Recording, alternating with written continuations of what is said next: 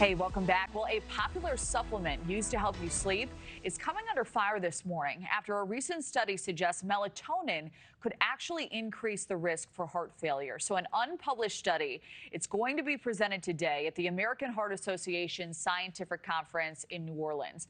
The research links melatonin to a 90% increase in heart problems. But sleep experts, they're rejecting those numbers, claiming the study was missing several important medical markers. Nephrologist and internal medical physician Dr. Frita Fisher joins us now. Dr. Frita, we need some clarity here. New research linking melatonin to this 90% increase in heart failure, which of course made headlines everywhere. But this study does seem to note these numbers reflect association, not causation. That is a very important distinction here. Absolutely, Kelly. That's an important distinction. And also, this is very preliminary science. It has not been peer reviewed. It has not even been published in a journal.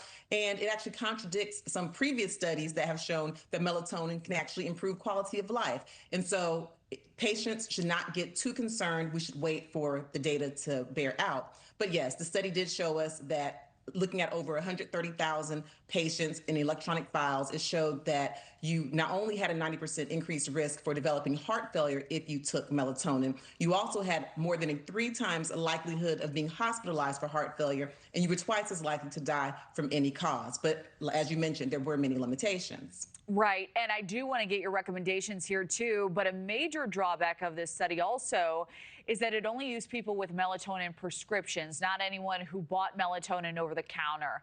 So would you mind highlighting why that is so important to note here?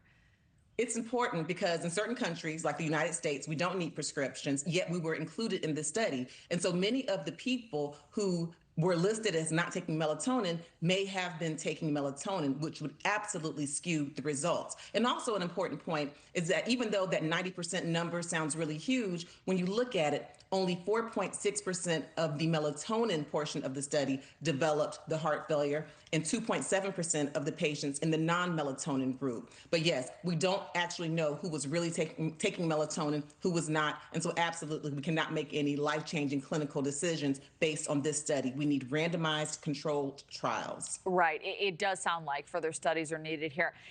Is it important to take these findings into consideration for people who have taken this or are considering taking it? What are your recommendations?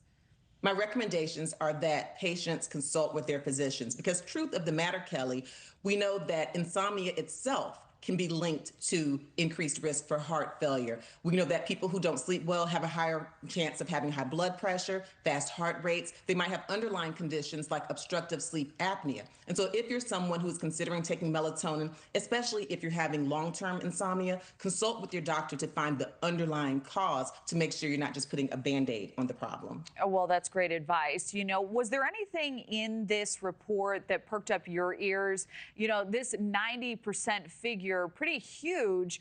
Major takeaways for you?